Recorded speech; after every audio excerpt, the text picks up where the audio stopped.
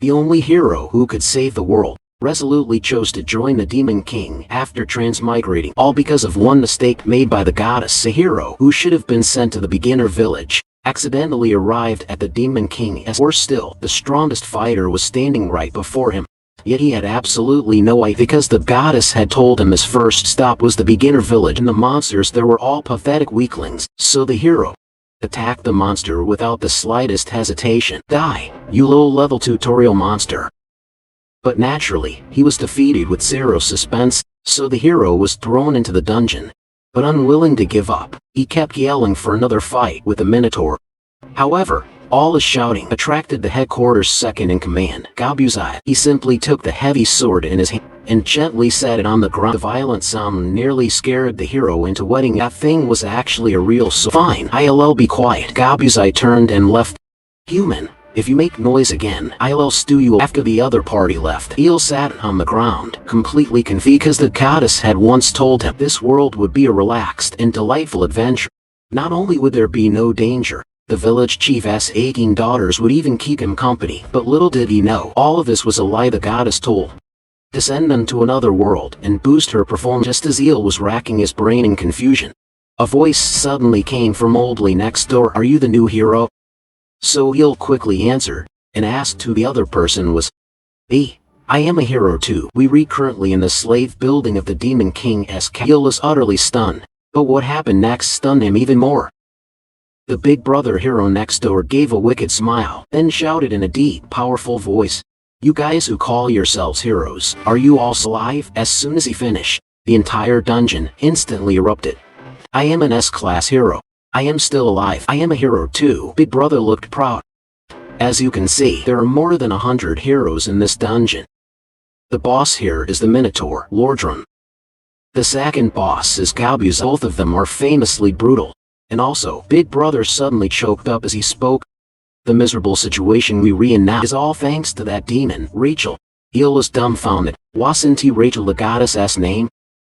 After Big Brother Hero explained, he finally learned that a hero's first battle should usually take place in the city, but because of Rachel's little brain fart mistake, they were teleported to the wrong place, and because newly summoned heroes had they had no way to resist at all. This was a hellish start. By the next day, he truly tasted what hell felt like. Not only did he have to work for the Demon King for even more outrageous, after a whole day of labor ended, Balbuzai even used the eel as a mount.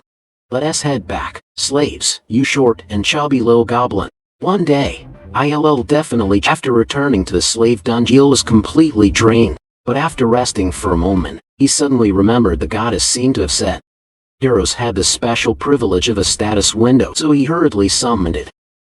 After looking around, his stats did seem higher than an ordinary person, considering he used to be the universe boxing champion. This didn't seem that impressive. Endurance, 30. But that sentence immediately startled the big brother next door. Amazing, you only level 1 and already have 31 endurance. I am still a slave. Il still didn't but Big Brother still thought he was different. You can definitely escape this place and become a true hero. But faced with Big Brother's encouragement, Il was only thinking about running away. When deep night arrived, he secretly crawled up, preparing to check the status window again, to see if there was anything he had missed. After staring at it for 2 and he actually discovered some. What is this hero points thing? He had asked that Big Brother during the day, and he said they didn't have it. Could it be that I am the only true hero? Just as Il lowered his head and thought, a sudden flash of light interrupted him. Long time no see, Mr. Hero. The one who appeared was Goddess Rachel. Let this goddess explain to you. What hero points do? They read a key to creating the ultimate hero. But facing this kind goddess who came to explain, Il's anger instantly flared up. I don't care about any hero points nonsense, but I do want to beat you up first. 2.5 minutes later, the goddess was begging for mercy. I am sorry, I didn't know. I just spilled a bit of coffee on the magic circle and it caused your teleportation to go wrong. The higher gods discovered this, so they punished the goddess by making her Il's personal goddess. Until he defeats the demon Uri 3's level hero. This task won't be hard for you. But Il had zero interest in that. Compared to defeating the Demon King, he'd rather stay here and live an ordinary life. Because in his previous life as the universe's boxing champion, he fought his whole life, yet still died single. I am tired of a life full of fighting and killing. The goddess was stunned on the spot, because if the mission isn't completed, he can never return to his original world. Just as she was about to persuade him again, a sudden noise came from outside the door. Startled, Il quickly grabbed the goddess and signaled her to stay quiet. Don't mind me, I can use invisibility magic. After hearing that, Il let her go and looked toward the door. The one who came was the second in command, Gabusai. Mr. Lordron wants to see you. After saying that, he brought Il to the office. The reason was because Gab said Il had a star-like quality and worked very hard, which sparked Lordron's curiosity.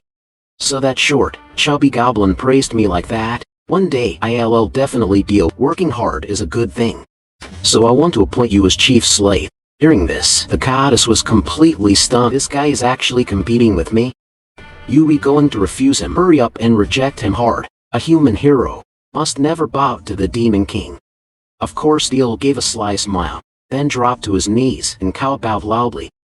Thank you, my lord. I won't disappoint your expectations. Very good. I am starting to like you. Lordron nodded and sat with a pleased expression. 3 days later, Il officially took the move faster, faster. Even my grandma is faster than you. No finishing, no getting off work. He was surprisingly enjoying this position. Haha, being the slave supervisor is awesome. This scene left everyone below dumbfounded. Has this guy lost his mind? I heard he used to be a human hero. Can you believe that? Il's behavior even made Goddess Rachel unable to watch anymore. Are you crazy? If this continues, we'll be in big. After hearing this, Il remained indifferent. You little sparrow, don't understand my plan at all. Why are you lying on the ground trying to be a turtle? Get up and get back to work. After squeezing the slaves, he even saluted toward Lordron's office.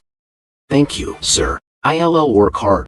This scene completely enraged the guy. She kept repeating beside him what a hero should do, until his ears were practically growing so he quickly opened the hero panel. Because of one idiot's mistake, you were teleported to the Demon King's domain. Current task: gain the favor of Demon Army Officer Lordron. I am following the hero mission rules. Understand? But the goddess refused to believe it. Even after returning to the slave quarters, she still thought he was lying to her. Il finally snapped and grabbed the goddess. Who do you think got me locked up in this place? After being warned, the goddess became much quieter. She even stopped nagging during work. Is that really his mission? Only the higher-ups can change mission content. Then why would they do that? While the goddess was thinking, Gabusai arrived at the scene. Mr. Lordron wants to see you. After receiving the order, Il happily went to the office. But unexpectedly, another crisis was waiting for him. The only hero who could save the world had to ruthlessly squeeze his fellow humans, making them work for the demon army for free. Because only this way could he gain the commander's favor. And through another method, escape his slave identity. After working for 2.5 days, Il's efforts finally won the commander's approval. Not bad, young man. Seeing the other party blushing, Il couldn't help sucking in a cold breath, so he quickly, before Lordron could do anything weird, immediately gave a salute. Sir, may I go train the slaves? I am determined to build you an elite workhorse squad, where one person can do the work of 3. In that case, the Demon King's castle will be finished with. At first, Lordron didn't it because human bodies were too weak. Training and work could barely be done at the same time. But considering the one proposing this plan was him, Lordron gladly agreed. Thank you, sir. After gaining approval, he hurried back to the slave dungeon. But the moment he arrived, Goddess Rachel burst into tears. My hero must have gone insane. Not only is he bowing to the demon army, he is even helping them exploit his own people. How am I supposed to live with this? Her noisy sobbing quickly made Il so irritated that he had to reveal his plan. Listen, I am not trying to be enemies with humans. I am planning to use the slaves to start a rebellion. Il had calculated it. There are a full 3,000 slaves in this camp, while demon soldiers number only a mere 500. And not far from here, there's a human base. Once they escape, that will be the perfect place to go. Il explained it so logically that even the goddess, who had never thought highly of him, showed admiration. Looks like my Mr. Hero. Isn't he just a muscle brain fool? Because he completed the task of gaining Lordron's favor, Il also received 100 hero points. Let me see what treasures the hero shop has. As he spoke, he eagerly opened the shop. But the items inside instantly stun him. F rank skill hold breath. Skill description allows the hero to hold his breath. He thought this skill was already absurd enough, but when he kept looking down, he realized he had still been too concerned. F rank item dog poop. Item description, 100 grams. Please take it. Seeing this, the goddess couldn't help laughing. Don't lose heart. This is only a level. If you can upgrade it to level 2, you will get even better things. Like a bigger portion of poop. After saying that, the goddess kept completely unaware that Eel's face was already filled with. Stop right there. Is this the shop you said could make me the ultimate hero? The next day, Eel officially began training the slaves. First, let us recite the slogan of our 3rd Legion. We are the great Demon King's army. Let us defeat the humans, sing praises. Lordron, who stood in the tower, took in everything below. Good, looks like the kid didn't disappoint me, but just as he was feeling proud, the second in command, Gabuzai, rushed in anxiously. Bad news, the human army is advancing this way. The 8th formation fighting them has already fallen. It is only a matter of time before they reach us. Abandoning this nearly completed fort made Lordron extremely displeased, but Gabuzai was too forceful. We have to retreat immediately. After hearing this, Lordron looked down. He knew well that since ancient times, the purpose of war was to seize wealth. And for Lordron, the most valuable asset here was Eel. You all go first. I'll bring Eel and follow behind. With that, he kicked open the window, and this scene was seen by Eel. Looks like today's combat training 1T happened. That guy has been watching from behind, so he could only act as usual, pretending to shout slogans. But at that moment, Lordron suddenly landed behind Eel and gently turned his body around. Listen, Eel, there's no time. We have to retreat. Wait, retreat where? Eel was completely confused, but just as they were arguing, the human army had already arrived. Charge, with the commander's order. The war between humans and demons erupted instantly, but soon, the commander spotted Lordron standing nearby. The Red Nightmare is over there. Make killing him the top priority. Eel quickly realized what was happening. It's the human army. They've attacked. Maybe this is my chance. If I stab Lordron from behind, then I can return to human society as a hero. Just as Eel was thinking of what to do, a human knight rushed forward at incredible speed, but with just one hand, Lordron crushed the knight's skull. And what came next was even more terrifying. He grabbed the knight and slammed him hard into the ground. The devastating impact spread instantly, nearly wiping out all the humans present. And the first thing he did afterward was gently turn to look at Eel. Are you alright? Frightened, Eel immediately saluted. Sir, I am fine. I'll retreat. Although Lordron alone defeated the entire humans due to the pressure of reinforcements, they still chose to retreat. My adventure is over. My second life is over too. Eel was stunned. He didn't expect this guy to be that strong. With just one move, he shattered Eel's dream of returning to human society. Look on the bright side. Going to the demon army head is a good chance to learn their strength. Shut up. Eel would never believe this so-called goddess again, but their argument ended up waking the sleeping Lordron. Did you just say something? I was asleep, didn't he hear? Eel quickly denied it. Oh, I was just saying how honored I am to be with you, sir. Lordron blushed slightly, and another strange thought crossed his mind. The only hero who could save the world was now riding in the same carriage as a demon army officer. Because he had already become someone the other couldn't let. Even more outrage, a demon army officer even wanted to support his. Once we reach headquarters, I'll officially recommend you to join the demon army. Eel instantly froze after hearing that. This meant his chances of escaping in the future were basically, it would be my honor. 5 hours later, the convoy arrived at demon army, and the first thing after getting off, Lordron prepared to bring Eel to meet the commander. Although he knew this was somewhat improper, he firmly believed the commander would also like this young man. But watch your words a little. Otherwise, you might die. Soon, the two arrived outside the hall. Commander Hermes. It's me, Lordron. As soon as he finished speaking, a gentle female voice immediately came from his. Come in. With permission, Lordron entered the hall. He generously took the blame for losing the fortress onto himself, but Hermes didn't see it that way. She thought it was the materials transport office. If not for the shortage of materials, perhaps the castle would have been finished. I'll prepare a punishment bag for him. As she spoke, Hermes' body instantly erupted with a terrifying horror, which directly made Il unable to breathe. Even his limbs began to tremble from instinctive fear. What is this pressure? It is stronger than anyone I've met before. After a while, Hermes withdrew her aura, and also noticed Il nearby. So she asked Lordron who he was. This is the person I told you about before. Il, I brought him to join the demon army. After hearing this, Hermes instantly flashed before Il. She first expressed strong in the talent Lordron had recommended, but at the same time raised one concern. With a human body in this place, he might very likely get eaten. Il was instantly dumbfounded. He looked at Lordron like he was his last lifeline. With me here, you don't need to worry about that. I'll personally train you and make you strong enough.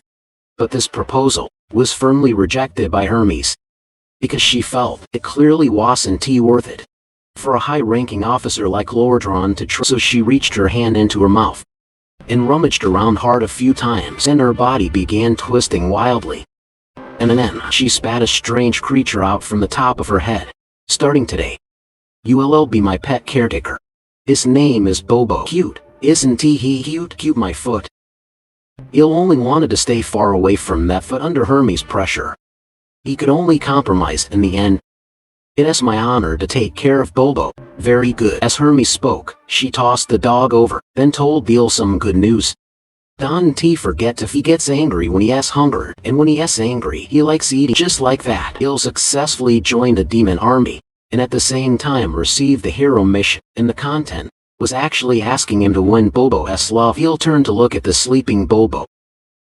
What the heck? What does this have to do with me becoming a hero? Just as he was thinking, the room door was suddenly pushed open, and in walked a balding goblin. He was Il's partner in taking care of Bobo.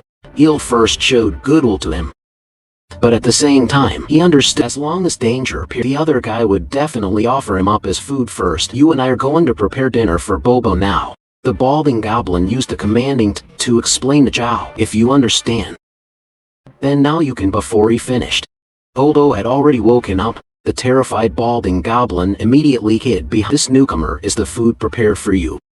As he spoke, he tried to restrain Il, so Bobo could eat more conveniently. One of us has to die anyway, so why shouldn't that person be you? But in the end, the balding goblin underestimated and was instantly thrown out by a snack time. 2.5 minutes later, Bobo's chewing and swallowing sounds stopped, but after eating, he still wasn't full, so Goddess Rachel became his target.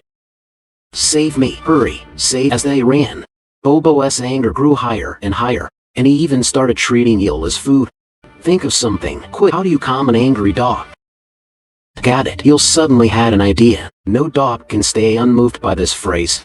Go for a walk. Hearing this, Bobo's eyes immediately cleared out. Then he pounced straight into Il's arms. Just as expected, soon Il brought Bobo outside.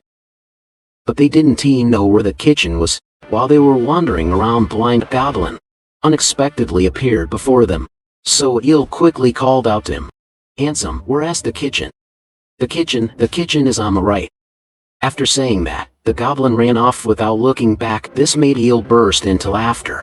Are the Demon King's people all this timid? Looks like I can rely on the dog's power from now on. But just as he was feeling smug, he turned around and found Bobo was already gone. Oh no, where did the dog go? So the two hurriedly searched like mad. Thankfully, hard work paid off, and they soon saw Bobo again. My baby, do you know how worried I was about you? Il lowered his head and looked, only to notice something seemed off. Did you just bite someone to death? The only hero who could save the world had to take care of a dog for the demon army command, because only this way could he gain enough trust from the other side and infiltrate the enemy ranks step by step. Just as he was about to go to find food for the dog, in the blink of an eye, the dog had vanished. Oh no, where did the dog go? So the two hurriedly searched like mad. Thankfully, hard work paid off, and they soon saw Bobo again. My baby, do you know how worried I was about you? Eel lowered his head and only to notice something seemed off. Did you just bite someone to death? While Eel was still shocked, a loud shout came from not far away. Captain Biggies has been eaten. I am guessing it was Bobo. Rachel's smile instantly froze. Who else could it be? Eel quickly scooped up Bobo and ran, and the goblins soon chased after him. Unfortunately, their legs so they couldn't catch up to Eel at all, but unfortunately, Eel and the others somehow ran into a dead end. When they turned around, a large group of goblins had surrounded them. Human who killed our captain. We'll take you down too. Another goblin licked his lips. I hope our captain hasn't been digested. Ivy always wanted to taste the captain. Facing this almost hopeless situation, Eel suddenly had a bright idea. He felt he might be able to intimidate them. How dare you be so rude? As he spoke, Eel suddenly shook Bobo in his arms. Do you know who he is? He asked Bobo. The moment those words fell, the goblins at the scene almost instinctively took a step back. They all knew how terrifying Hermes was. Bobo was Commander Hermes' pet. But there was still one who wasn't afraid and suspected this human was lying to them. So Eel crouched down and rubbed Bobo's chin a few times. Beast mode activated. The moment he let go, Bobo immediately pounced on that goblin. I believe in just 15 seconds. Bobo had already eaten him clean. Anyone else still not believe me? And now, the remaining goblins all bent down in submission, but at the same time, behind Eel, Hermes' voice suddenly sounded. I wondered why it was so noisy. Turns out a cute newcomer was doing something interesting. After that, he was called into the office, after learning the whole story. Hermes laughed out loud. So, you reusing mine and Bobo's identities to serve. Seeing this, Eel immediately knelt and admitted Hermes' belief. There was actually nothing wrong with doing. I suppose you still human after all, and quite clever too. As Hermes spoke, she lifted Eel's chin. But you a man. So you should learn our demon army's tradition, which is solving problems with force. Hermes returned to her seat, then asked Eel a question. Are you interested in becoming a senior officer of our demon? Eel froze on the spot. With his pathetic little skill set, the only way to become an officer would be to sell himself. I know with your current strength, it is still difficult. Hermes explained the rules to him. Members of the demon race can seize another's military rank through duels. You can no longer use my and Bobo. I know this is hard, so I'll protect you for 1 month. 1 month later, you must defeat the opponent I choose for you. If you win, I'll continue protecting you for another month until you climb to the rank of silver. Eel couldn't help swallowing hard. Then what if I lose? Hermes gave a wicked smile. If possible, you'd better die in battle. Eel had no choice at all and could only agree to Hermes' terms. She even chose his opponent on the spot. Looks like I only have 30 days left to live. Eel, utterly dejected, came outside the kitchen, ready to find some food for Bobo. But after arriving at the door, he found it covered in bloodstains. So Eel only dared to poke his head inside so he could run away at any moment. Hello, sorry to bother you. As soon as he spoke, but Red Goblin turned his head. He was the head chef. Kulk, you must be the human the commander mentioned. Eel quickly smiled and nodded, explaining his purpose. You wanted to get some food for Bobo. Unexpectedly, without even thinking, the other party directly instantly stunned Eel. I have no obligation. Commander Hermes' only order was that we not allowed to touch you. If you want meat, then join the hunt yourself like the rest of us. As he spoke, he pointed to the goblins behind him. They were dismembering a goblin while dancing and eating. Is this Captain Parker's meat? It tastes pretty good. Eel froze when he saw this. These guys aren't chefs, they devils. But in order not to become Bobo's food, he still chose to go with this group of outside to hunt. Unexpectedly, on his very first hunt, Eel encountered deadly danger. Fortunately, a group of goblins stood in front and blocked the attack for him. Looking at the guy before him who wasn't quite, Eel was instantly stunned. Exactly who was hunting him here? At this moment, Rachel suddenly made a suggestion, which was to take the chance to escape. Eel agreed with this choice, because he felt staying here would get him killed sooner or later. But just as he lifted his foot, Culkin immediately called out to him, I shall lead the charge. No need. Culkin glanced at him, because the hunt was already over. This shocked Eel. He had only spaced out for a dozen seconds, yet they had already killed that massive creature. But even so, the goblins still paid a heavy price. with 13 dead and 25 seriously injured, ending this hunt. But regarding such heavy casualties, Culkin showed not a shred of sadness. Instead, he was very satisfied with the result. Let the team rest for a moment, then prepare for the next hunt. After thinking for 2.5 minutes, Eel suddenly gave up on escaping. No, my dear Mr. Hero, are you really going to hunt monsters with them? No, I don't need to do that. Eel had thought it through. As long as he participated in he could gain experience and love. Even if I only lightly punch the monster once, as long as the final hit is mine, I can get all the experience. So I don't need to actually. Rachel was instantly stunned after hearing. Did this guy really be a genius? But this is just opportunistic. She didn't want her hero to be that kind of person. But Eel had already made up his mind. I have to become strong enough within this 1 month. After saying that, he came before Culkin, and the other parties seemed to see through his thought of escaping at a glance. Human, I didn't expect you to come. I was here the whole time. Eel quickly played dumb. Hannah, he explained that he wanted to join the hunt. You human. Culkin didn't immediately state his decision. Instead, he stared at him intensely. This made Eel's scalp tingle. The officers before all loved my humble attitude. Could this guy be different? But reality proved he was overthinking. The next second, Culkin burst into laughter. A human actually saying something so brave. How adorable. Eel scratched his head. That's all thanks to your influence, Chef. Dizzied by the flattery, Culkin simply made another decision, which was to let Eel lead the team to hunt monsters. This stunned Eel instantly. He only wanted to leech some experience from the back. No, I am just. How could I stand before the noble demon race? That would make them unhappy. While the two sides were arguing, a panicked goblin suddenly ran over and immediately explained the situation to Culkin. A pack of wild wolves is attacked. In sharp contrast to the goblin, Culkin behaved extremely calmly. He gripped the kitchen knife behind him. More good meat to eat. Boys, we going in. Excellent. Eel smiled faintly. I just need to seize the right moment and land the final hit. I'll help you too, Mr. Hero. Rachel at the side immediately used magic, causing Eel's physical strength to greatly increase. Although it could only last for 3 minutes, she thought this would earn her praise. Unexpected, what greeted her was a fist the size of a sand. Why didn't he use this earlier? With the boost, Eel's confidence soared. They were only 5 black wolves. Then he suddenly leapt up and punched a dying black wolf on the ground. Level up. Unexpectedly, after stealing one, he shot up a full 4 levels. But just as Eel was overjoyed, he suddenly saw Goblin about to finish one off. So he immediately knocked the other guy aside. Sorry, my foot slipped. Looking at the black wolf flying on the ground, Eel greedily licked his lips. All the final hits are mine. Under his lead, the 5 black wolves were quickly wiped out. Eel had planned to leave it at that. But unexpectedly, at that Culkin called him over and told him it was time to taste the delicacy.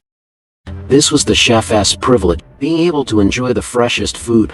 After saying that, he handed Eel a piece of someone who contributed. Perhaps you should try some too. Looking at the bloody fresh meat before him, Eel resisted with every fiber of his, but he didn't dare refuse the other party, so he could only steel himself and take a bite. There was nothing wrong with the meat itself, but eating it raw and plain was not tasty at all. As Eel ate, inspiration suddenly struck. If he could make more delicious food, maybe he could use that to control them. So Eel no longer hesitated and immediately bought a bottle of MSG from the hero shop. But little did he know, this would bring him a huge disaster. The only hero who could save the world had to resolutely join the demon army and make them fragrant roasted meat.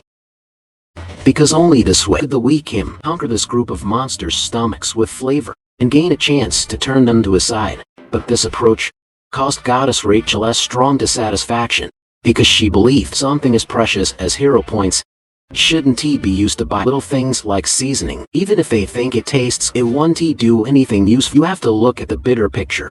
Eel ignored her opinion and instead picked up a piece of meat to grill. He wanted to shut Rachel up with results. Just watch, anything grilled like this would taste amazing, even a shoe insole. The tender medium rare roasted meat, the instant it was sprinkled with seasoning, released an incredibly rich aroma. I am the god of cooking in this world. Eel was extremely satisfied with his work. After grilling it, he immediately brought it Before head chef Kolika's freshly grilled meat was the most tempting, but the other party merely glanced at it and immediately refused. Thanks, but I am already full. Facing this situation, Il didn't choose to give up. This is my ultimate masterpiece. If you would honor me by tasting it, I wouldn't regret dying right after. Under his repeated pleading, Culkin finally softened, took the roasted meat, and bit into it. But unexpectedly, just that tiny bite instantly made him feel as if he had returned to childhood. It tastes like mother. Culkin was extremely satisfied with because when he was young, he was very introverted. His mother's roast was the hope that accompanied his childhood. So to thank Il, he gave him a large bat of fresh meat.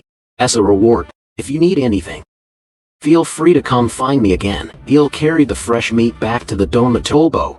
I am back, but unexpectedly, as soon as Bobo opened his bloody mouth and palms.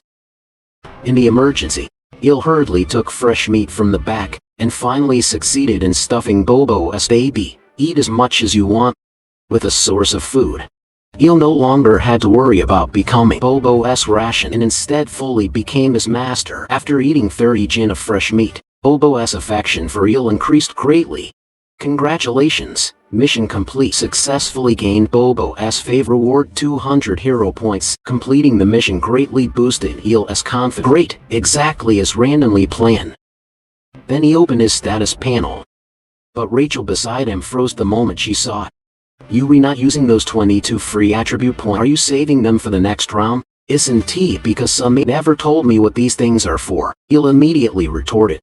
Those words successfully shut Rachel up, because as his personal goddess, she had the duty to teach Il all the knowledge of this world. Fine, Rachel immediately began explaining. Attributes are divided into agility, endurance, magic, thought, and so on. Il interrupted her right away, because he had also seen a fifth item, which was charm. That one is different. Under Rachel's explanation, he finally learned that charm was a hidden attribute. It cannot be gained by adding point and can only be improved through later training. But from the current situation, Il's charm toward male demons wasn't low at all. Rachel continued explaining. In the early stage, physical ability is more important, but in the later stage, it's completely. At that time, Mana will take the lead. Il listened to her advice and added most of his points to physical ability. Now you can go to the hero shop and buy the basic principles of magic. Rachel continued her beginner tutorial. It can teach you how to control magic power, and should only cost about 100 hero. But he'll search through the hero shop again and again, yet still couldn't he find the so-called magic control. How is that pop? I remember it as one of the most common in the hero shop. Rachel looked completely confused while he let out a deep sigh. He had thought his personal goddess was finally somewhat useful. Looks like he was purely overthinking it. No, I swear days like this quickly passed for 3 weeks. During this period, Il finally managed to reach level 100. It took even longer than I imagined. Looks like I am the hardest working hero in this world. Long-term, high-intensity work made him suffer terribly. What are you talking about? Aren't you already an idle person now? The word idle instantly made Il fly into rage. He slapped Rachel straight onto the ground. Do you know how many times I almost died? But usually reaching level 100 takes half a year. I only wanted to express goodwill. I meant no harm. Rachel looked wrong. You asked for this. But just as the two were bickering, the door outside was suddenly opened. A goblin rushed in anxiously. Beast Tamer Il, the commander demands to see you. After receiving the order, Il didn't dare delay and quickly arrived at Hermes' office. The change in his physique even made Hermes click her tongue in amazement. She hadn't expected that in less than a month, Il's body would become so visibly much stronger. Even his mana had doubled completely. That's all from training hard to find ingredients for both. Il hurriedly made up an excuse to fool her. But unexpected, this couldn't escape Hermes' sharp eyes at all. Is it because of the hero system? Il instantly broke into a cold sweat. Does she know I am a hero? Hermes stood up. She told Il that from the very first time they met, she had already seen through everything, and the reason she didn't say it was because he was deeply liked by Lordron, and now she had one more reason not to kill him. You mean a duel in a few days? Yes, Hermes nodded. Then a terrifying aura suddenly erupted from her and transformed into a sphere that rushed toward you. But when the distance between them was less than half a meter, it immediately stopped there. If you do not wish to die, then work hard. Try your best to make me a little happy. Alright, after saying that, Kenny's let Yer return to his dormitory. What exactly would excite the audience? An exaggerated performance, or a dazzling stomp? Yer kept thinking about that question, because if he could not satisfy Hermes, then he would be dead for sure. What do we do? We are going to die. Rachel was as reliably useless as ever. One could say she was not helping at all. Let me think first. As Yer spoke, he opened the hero shop. He felt that only by knowing himself and his enemy could he win. However, aside from his opponent's name, they knew absolutely nothing else. Very good. This is the one. Yer bought an item from it without the slightest hesitation. It was a combat power. It could help him measure the other party's combat. Yer took the combat power meter and looked at Rachel. The combat power displayed on it was 370. Since there was no reference target, he had no idea what level that combat power was. And let me check yours. Rachel made the suggestion. Then she stood behind a meter and looked at Yer. But the bizarre number on it immediately stunned her. This combat power meter must be broken, right? Because it actually showed that Yer's combat power was as high as 1,500. How could you possibly be stronger than me? What is there to be so shocked about? One look and anyone can tell you are the weak. As Yer spoke, he took the combat power meter back, making Rika's before he had been sent to the other world. His combat power had been over 10,000. To confirm the combat power meter was fine, Yer took it and turned to look at Bobo. Let me see how strong this little fellow is. Damn, the moment he saw the number on it, Yer was completely dumbfounded. 47,000. Who knew the two of us were actually weaker than a dog? Are we sure this dog is purebred? After thinking for a moment, Yer decided to take the combat power meter outside to check everyone else's level. The fragile ones were the little goblin. The rest were basically around his own level. But the guys with commander ranks, basically all had combat power over. You said my opponent is a platoon leader. Rachel nodded. His name is Iskokin. I heard he is a half-orc with a pig's head. If he is only a platoon leader, then Yer estimated that his opponent should be around 3,000. If I go level up now, I should still be able to handle it. But dreams were plump and pretty, while reality slapped him right on the head. When Yer saw the other party's combat, he instantly broke out in a cold sweat. It was actually over 6,000. With his own combat power, fighting him would be just as Yer was standing there in a day. The hero system popped up at that very moment. Your chance of defeating that pig is almost zero. However, not giving up in the face of despair is your strong point. That is why I will give you a chance. Raise your combat power to 3,000 within 1 week. Reward 300 hero points. This mission really came at just the right time. Yer curled his lips into alright, no matter what, I have to do this, whether it is the Observer or Hermes. Just wait for me to come find you. I will definitely survive until by the next morning. Yer came to the kitchen again. And Colton was there. Looking at Yer's combat power meter, he could not help that fashionable little accessory is not. Where did you get it? Yer scratched his head. I saw everyone else had one, so I bought one for myself too. Colton turned around. He could not understand young people's taste now, so he told Yer to get ready to go hunting. Yes, sir. Taking advantage of the moment Colton turned, Yer quickly looked over with the combat power meter. It was actually over 35,000. That was no ordinary commander rank level. No, not just him. Yer quickly observed everyone in the kitchen. The people here, basically all had combat power far higher than ordinary soldiers. Could this be the result of fighting monsters all day long? Seeing this situation, an idea immediately popped into Yer's mind. If he picked someone here, with combat power close to his own to spar with, wouldn't he be able to know his own level? Officer Culkin, please allow me to spar with one of the chefs. Spar? Culkin was taken aback. Yes, I think this kind of learning will help me even more in the future. Culkin looked solemn. He felt that, as a human, Yer was already strong. There was absolutely no need for him to rush his train. Yer showed a disappointed expression.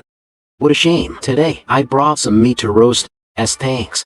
Looks like we can only eat it another time. Yer pretended to put the meat he had taken from his backpack back inside. Culkin grabbed Yer. Let us begin right now. Who do you want to fight? Preparations for the sparring match began. Yer chose someone named Gorbeckum, an orc, as his opponent. The reason he chose Gorbeckum instead of the other kitchen soldiers was very simple. First, he was an orc just like Culkin.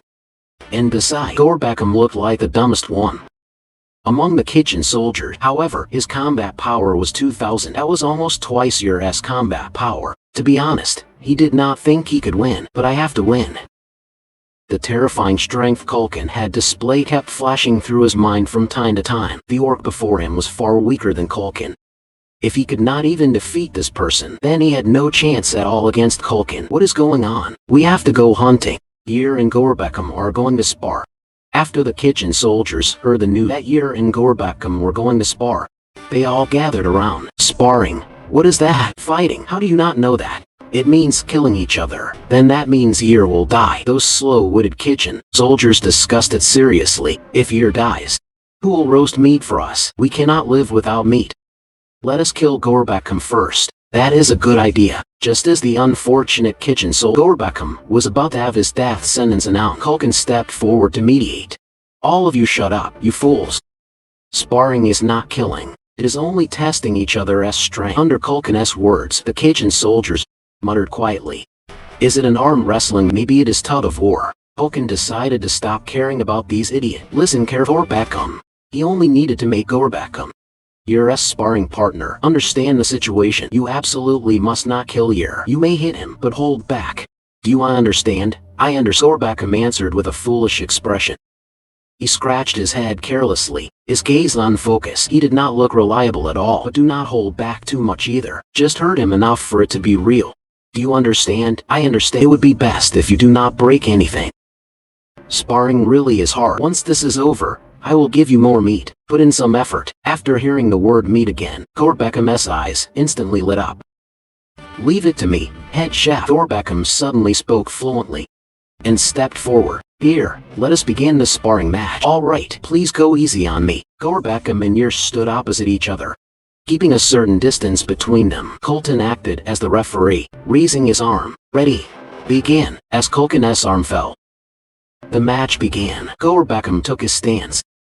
I do not want to hurt him too badly. Yer is the man who roasts the meat. He did not want to hurt him. From the very beginning, Yer charged toward Gorbekam at full speed. Gorbekam raised his arm, but even a gentle strike would be enough to crush his face. However, unexpectedly, Gorbekam's fists did not hit Yer. It only sliced through the air. At the same time, he saw Yer's kick. He seemed to hear the sound of wind being cut open. A huge shoe. The mud-covered sole grew larger and larger. I am going to get hit. That was Gorbekam's final memory. Unsurprisingly, Gorbekam was defeated by Yer with just one kick. 2.5 hours later, the Third Legion arrived at the forest behind headquarters. Although the magical beasts had yet to appear, was already in an unusually excited state.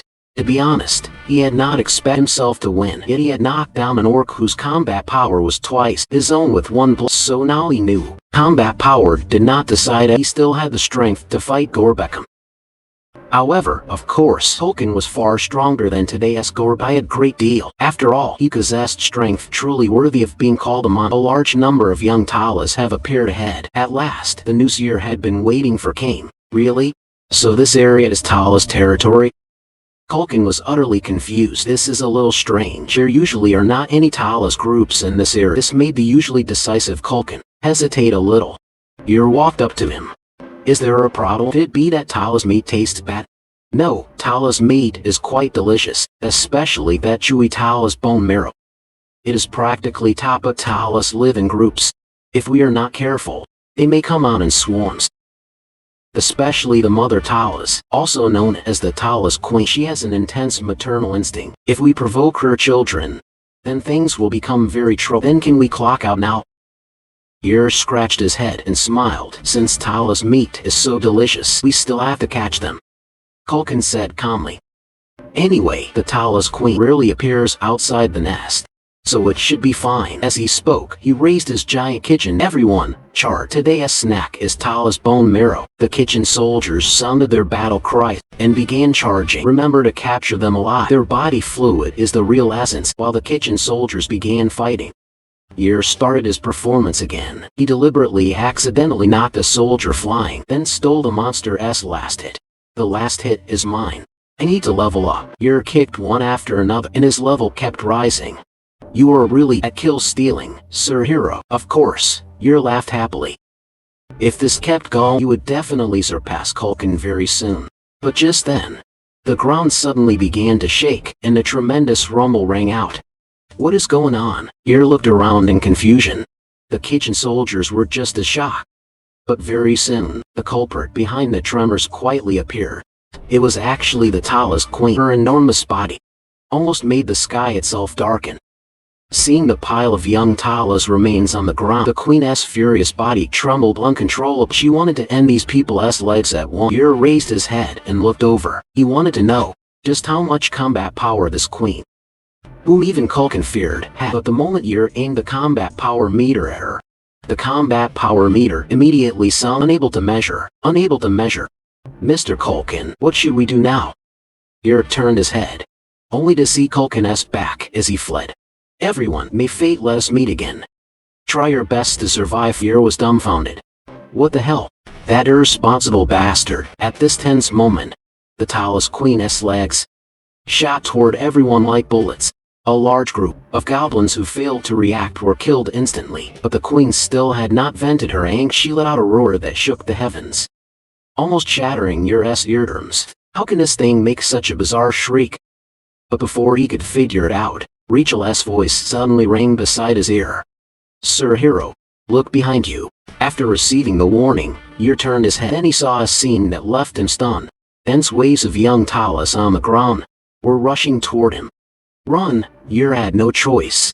He could only scatter and flee with the main group. Those who ran slowly were basically killed by the queen in an instant. Save me! Miserable screams kept spreading through the crowd. But Yer could not care about that much. He knew that if he stopped, he would definitely die.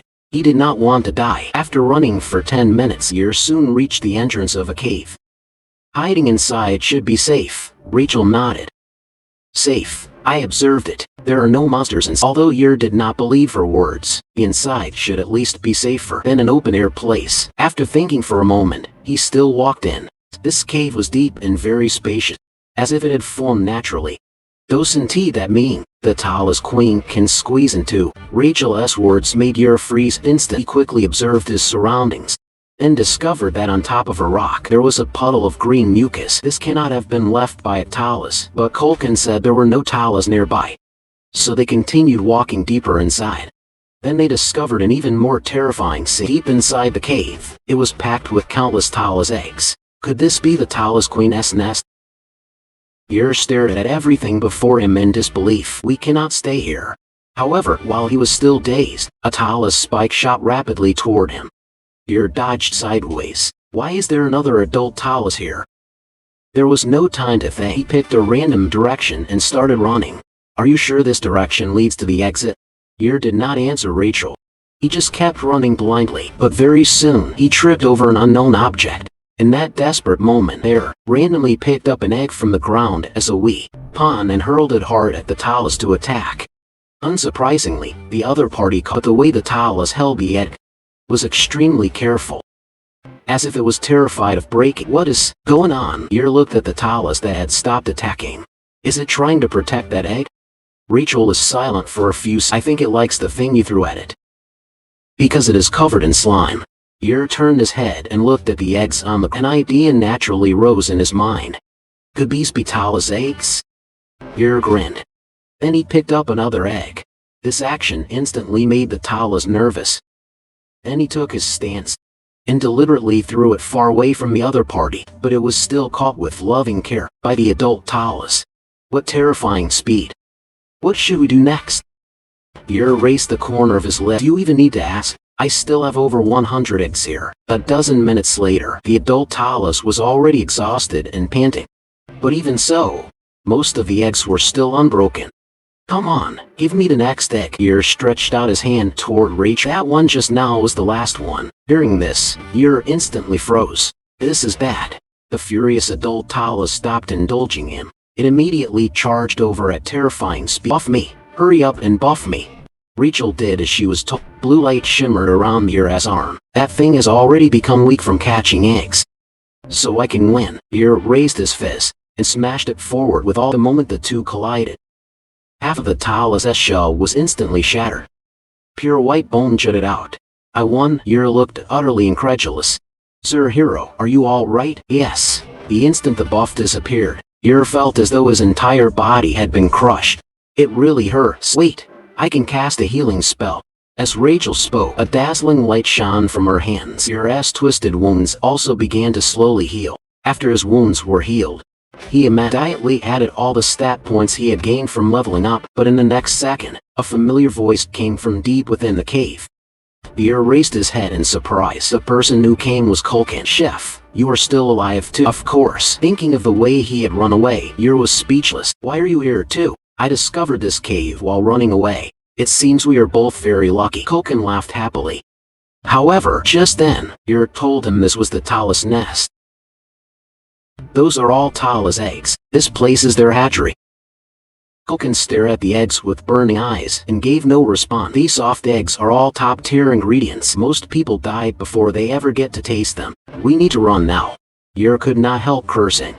Culkin picked up an egg and put it into his mouth. The Tala's queen chasing me. They have already commenced to defeat her. We would need at least a commander's troop. So hurry up and enjoy this last supper.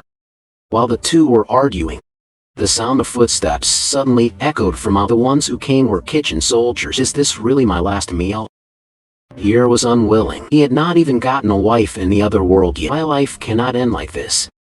Meanwhile, in Commander Hermes' office, he summoned Lodrin. There is no need for such stiff formality. How is the task I entrusted to you going? As you instructed, I successfully captured the next Saintess. Just as expected, I knew you could do it. Only about 3 weeks had passed. Yet Lodrin had successfully to be elected victor of the Sacred Empire. Well done. Kimmy's patted Lodrin on the head. But just then, the room's door was suddenly pushed open. Commander, I have an urgent report. The chefs reported that an accident occurred while gathering ingredients. Doesn't that happen every day? What is there to make such a fuss about? Kimmy's pursed his lips. But the scale of damage this time is rather large. They encounter the Tala's queen. Most of the chefs, including head chef Culkin, are either dead or missing. Hermes stroked his chin, lost in thought. And there, he is also missing. Listening to the conversation, Lodrin froze, shocked that Yer was missing too. Meanwhile, inside the cave, Lord Culkin and the chefs had already sunk deep into the world of eating eggs. Yer let out a deep sigh, then smashed a book hard at Culkin. The sharp pain immediately woke him up. What are you doing? You seem to have fallen under some mysterious curse, so I used this method to wake you up. Yer casually made up an excuse. But in truth, he simply could not stand seeing Culkin so dispirited. As for the book he was holding, it was the Encyclopedia of Demon Beasts that Yer had exchanged for 50 hero points in the shop. It recorded information on almost every demonic beast, and Talas were no exception. It said they were spider-type demonic beasts, living in groups with powerful leg muscle. To defeat a Talas, one had to aim at its relatively weaker parts, especially the torso and head. Tala's bodily fluids were highly flammable. Their egg contained a bomb-like combustible liquid. Caves built with Tala's saliva also had very weak resistance to fire, so be careful not to use fire magic inside them. After checking the Talas' weakness, Yer closed the book. Mr. Culkin, can you use fire magic? Culkin turned his head. A little. Basic stuff, like shooting fireballs. As he spoke, he sighed. If the Talas' shell cannot be burned through by fire at my level. Yer rolled his eyes at him, because his plan was never to burn the Talas to death. Everyone, listen carefully. I have a plan to escape. The goblin chef sighed. A useless struggle. We might as well stay here and keep eating egg. Faced with this situation, Yer did not give up, and continued encouraging them. If we successfully escape, not only will there be Talas eggs to eat, but I will also provide unlimited deluxe barbecue sets. Thinking of the delicious barbecue, everyone finally regained their interest. Let's begin at once. Even Culkin immediately called out to Yer. He could not help drooling. What is our plan? Yer was dumbfounded. A few seconds later, he announced his plan. What we need to do is run outside without stopping. No matter what happens, no one is allowed to stop. Move out. As soon as he finished, Yer took the lead and ran at the very front. Everyone else followed closely behind. They had only run a short distance before they ran into a large group of adult Talas. Mr. Culkin, get ready. Yer held 2 eggs in his hands. and threw them with all his strength toward the wall beside them. At the same time, Culkin cast fire magic. The Talus head liquid exploded violently. The instant it touched the flames, the shockwave nearly destroyed the entire cave. In order to protect the remaining eggs, the adult Talus had no choice, choosing to put out the fire first. Run while they are distracted. Although everyone never stopped moving, the complicated terrain still made it hard for them to find the exit. There is only one egg left. We have to find the exit before it is used up, the ear shouted. Not long after they ran onward, Rachel suddenly spotted light in the distance. There is light over there. Is the exit. Dodging wave after wave of adult Talus attacks, Yer immediately bolted in that direction. Soon, they were getting closer and closer to the "we can get out soon." But just as they were about to reach the exit, Yer stopped in shock. Because what appeared before them was none other than the enormous Talus Queen. Almost by herself, she had completely blocked the cave exit. "We are finished. The Talus Queen is back." Although her expression was extremely furious, Yer carefully noticed something strange. That was, the Talus Queen did not take the initiative to attack. What exactly is going on? He guessed it might have something to do with the egg in his hand. Talus were creatures with an extremely strong maternal. Without any hesitation, the ear tore a large piece of claw from his sleeve and had Culkin set it on fire. Then he held both things high in the air. "If this egg explodes, then all of us will die here. But at the same time, the cave will collapse too. All of your descendants will be buried with," Yer shouted. "If you do not want that, then make way and let us out." After hearing this, the Talus Queen flew into her. She wanted to kill Yer at once, but her body's instinct to protect her young stopped her from doing so. Seeing that she did not move, Yer shouted again. But unexpectedly, she not only refused to give way, she even let out a strange cry that shook the heavens. There was no other way. Yer could only ignite the Talus egg, then hurl it fiercely into the cave. The instant the Talus egg touched the wall, a violent explosion erupted, making the entire cave tremble non-stop. "It is not about to collapse." Yer looked at the giant rocks falling from above, and immediately knew the cave was about to collapse. "Everyone, run outside." As he spoke, Yer quickly ran toward the cave entrance, but not long after he ran out, he suddenly stopped. Because at this moment, I actually heard the notification sound that he was leveling up. Rachel looked completely and pulled him, trying to run out, but she simply could not move him. As the cave continued collapsing, level up notifications rang out again and again. Yer was dumbfounded. It seemed the experience from the Talus being crushed to death here was all counted as his. Could it be because I made the cave collapse? Not daring to linger any longer, Yer quickly ran outside. But escaping outside while being blocked by the Talus Queen was truly no small challenge. Still, he had no choice. Fortunately, at that moment, Culkin took out a treasured Talus egg. Then he looked at it reluctantly. "I will use this egg to trade us a path out." But as soon as he finished speaking, the Talus Queen's attacks came one after another. Yer did not stop at all. With one sliding tackle, he slipped beneath the Queen. But just as he was about to escape, the Talus Queen spat a mouthful of spider silk from her mouth, wrapping around Yer's arm. "It is over. I am going to die." The Queen's attack showed no hesitation, stabbing straight toward Yer. However, just then, a deep, red figure blocked the way in front of him. The person who came was Laudrin. "Are you all right?" Yer looked utterly shocked. He did not understand why it would appear here. "I knew you were still alive." Laudrin raised the corner of his lips. "From this moment on, I will take over here." As he spoke, a terrifying power burst from his body, directly shattering the Talus Queen. This scene instantly left Yer frozen. Holy damn, he is strong. The final result of this hunt was 99 chefs missing or dead, including head chef Culkin. After the battle ended, Yer returned to Bobo at Rome, thanks to that Minotaur. Or we would have been dead for sure. Rachel sighed with relief after surviving, but very soon, Yer gave her a brutal reality check. "Enjoy this moment while you can. We are about to be finished. My duel with Culkin is about to begin." Rachel did not agree. "Have you not already grown a lot? This cave collapse raised you by a full 75 levels.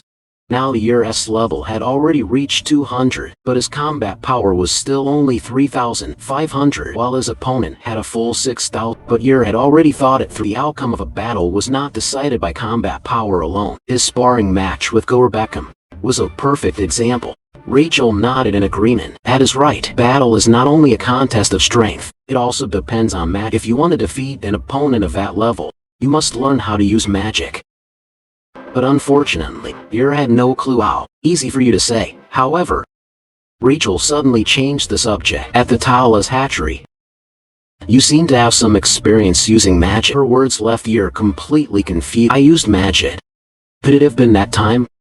Just as Yer was lost in thought, Lodron pushed the door open and this gave Yer quite a fright. Sir, what wind has blown you to our low place? Lodron explained why he had come. That was, he wanted to take Yer to see Commander Hermes. Under Lodron's lead, the two soon arrived at Hermes' office. What wind has blown you here? Lodron, you usually never come to see me on your own. Without any unnecessary work, Lodron got straight to the point. Commander, let me personally train Yer. Culkin is a platoon, but recently I discovered his strength is actually more suited to being a deputy. Therefore, Lodron felt this battle was extremely unfair to Yer. Let me train Yer. I can help him unleash his greatest potential. After hearing this, Yer was dumb. Why would he do this? Then he silently prayed in his heart that Hermes would not agree, but unexpectedly, Hermes agreed without even thinking. Thank you, sir. If you have nothing else, leave now. I still have matters to handle. There was no way around. Yer had no chance to choose at all. Thank you very much. Great commander. We will be going now. After they left, Hermes raised the corner of his lip because he had discovered that Yer, in just these few short days, had actually doubled his strength. For a human to grow that quickly is truly interesting. But this also troubles me a little. If Lodron helps him, then Culkin might actually lose. I absolutely cannot let that happen. Hermes already had an excellent plan in mind. Meanwhile, Lodron and Yer soon arrived at the training grounds. This is my private training ground. Yer was stunned. Hermes had actually given him the training ground all to himself. He must really value this guy. Lodron stopped in his tracks and turned to stare fixedly at Yer. He discovered that the other party actually possessed an enormous amount of magic. However, he still did not know how to use it. Yer felt his scalp tingle under Lodron's stare. He had no idea what the other party wanted to do. It would be best to teach him the basics, but only 4 days remained before the duel began. We do not have much time. Lodron suddenly turned around and clenched his fist. He decided to force Yer into a desperate so he could bring out his potential. Pain is also part of growth. Yer had no time to react before Lodron's heavy punch struck him directly. What is this guy doing? Has he gone mad? Wasn't he supposed to train? Why is he suddenly attacking me? With no further hesitation, Lodron clenched his fist again and closed in. Focus fully on blocking. Otherwise, you will definitely. After receiving the warning, Yer raised his hand to, but the opponent's powerful force still sent him flying several meters away. Strange. His physical strength is not high, but his reaction speed and field of vision are quite good. His mental power is outstanding. Lodron guessed that when they first met, failing to dodge Yer's kick had not been an accident. This kid has extremely rich real combat experience. Lodron rushed fiercely toward Yer. That bet you made with Commander Hermes. If you do not have mana, you cannot possibly defeat Culkin. Rather than embarrassing yourself before everyone, you might as well die here. Lodron's powerful strike sent Yer flying directly. He was not joking anymore. If I take the next hit, I really will die. Lodron clenched his fist, preparing to launch another heavy punch. He believed Yer could manage to use mana. Damn it. I cannot die. I have not even married a wife in the other world yet. Yer also clenched his fist and charged at Lodron. Suddenly, a blue mana began winding around his hand. Their attacks struck each other at the same time. The collision between mana and mana kicked up a huge shockwave across the ground. After this strike, Yer had completely exhausted his strength and collapsed onto the ground.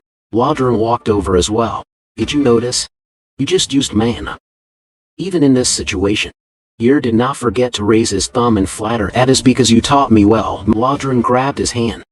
Very good. If this continues, you will definitely have a chance. As Lodron spoke, he began healing Yer. But the moment he poured demonic energy into the other part, Yer suddenly widened his eyes.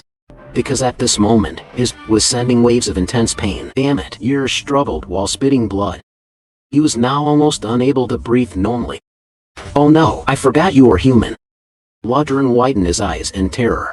Demonic magic was like deadly poison to humans. He immediately kept apologizing, hugging Yer.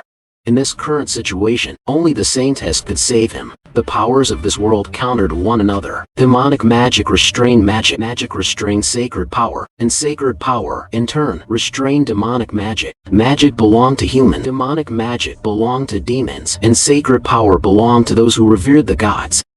The most famous among them was none other than the sacred Gale Empire. They could even hear the voices of the gods.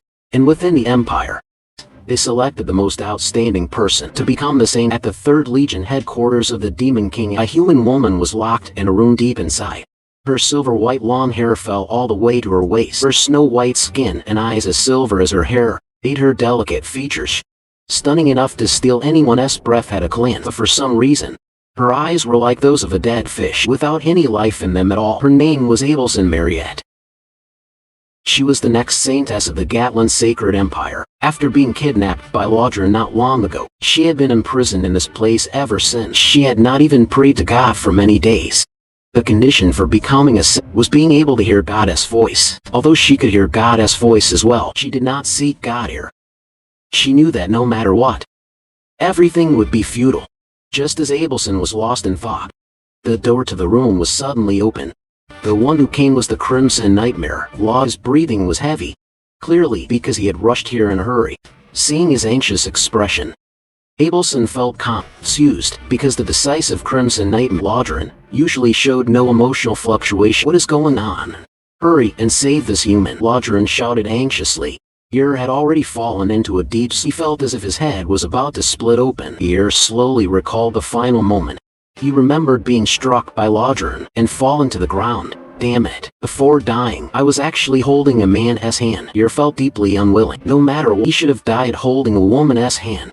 Even Rachel would have been fine. As he kept thinking, Yer suddenly felt a warm power.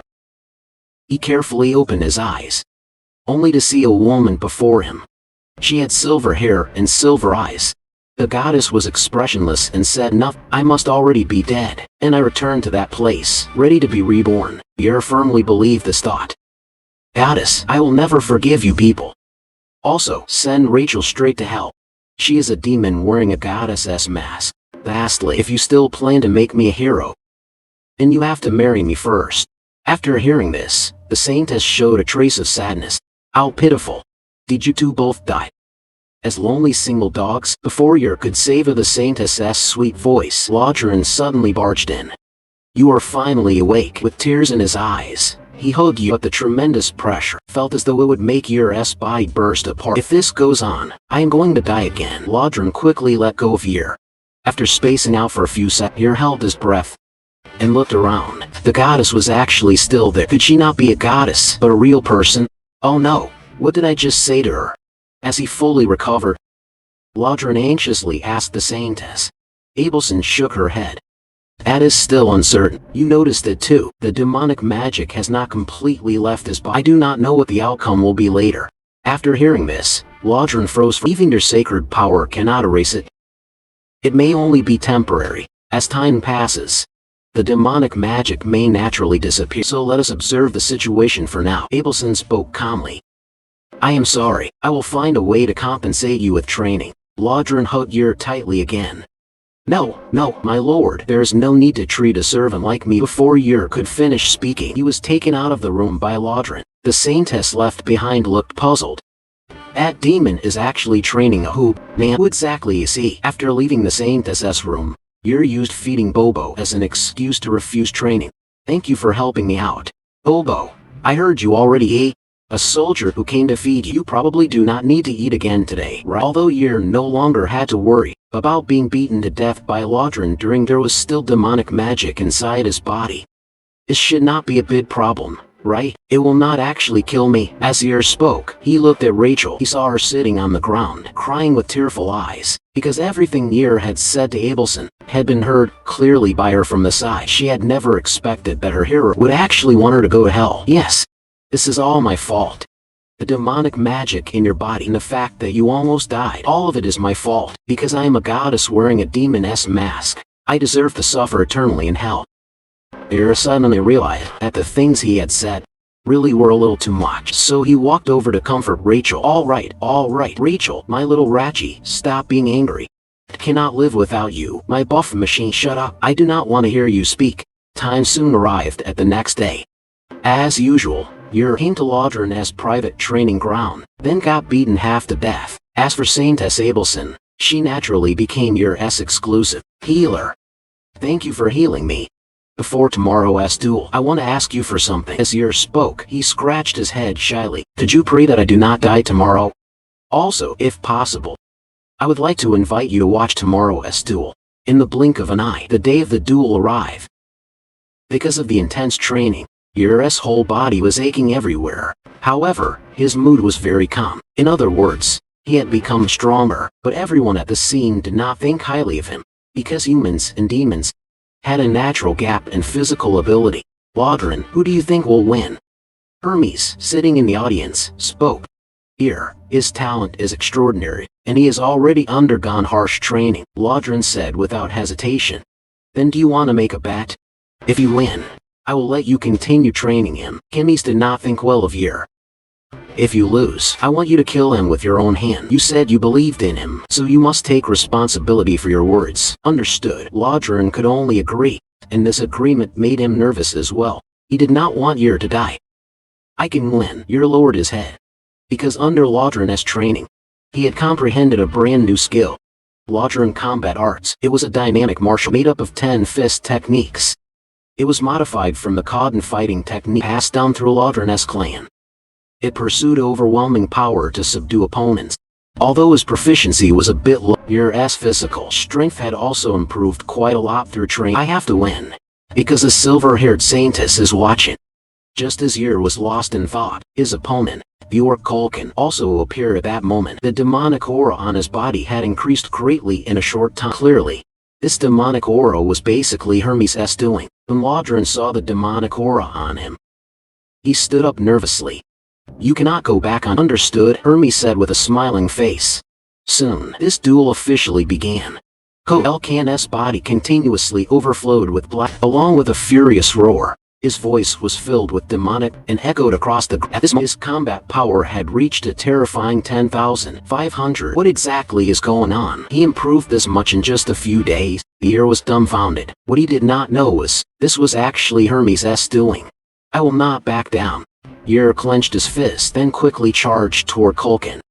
But just as he reached him, Culkin swung his huge iron club and smashed forward with terrifying momentum, directly splitting a giant crack into the ground.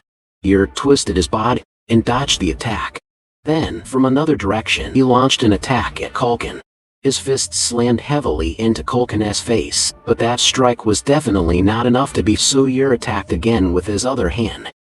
But what he did not expect was that, after taking such a fierce attack, Culkin did not even take a single step. He swung his iron club to counterattack, and the attack nearly struck Yer's left arm.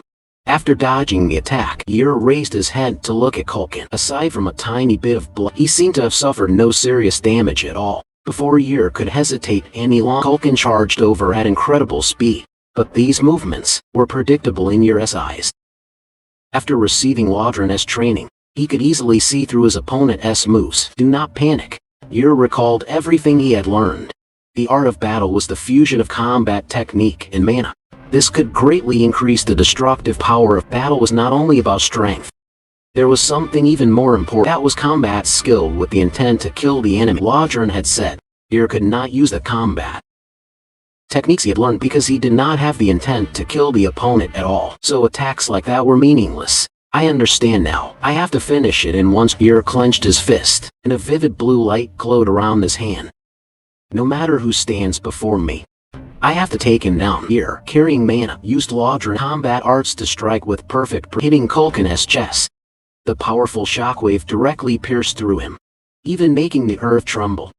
After the dust scattered, Culkin, who had taken the attack, slowly appeared at his heart. Yer had actually blasted open a huge hole. Today's winner is the weak human, Yer.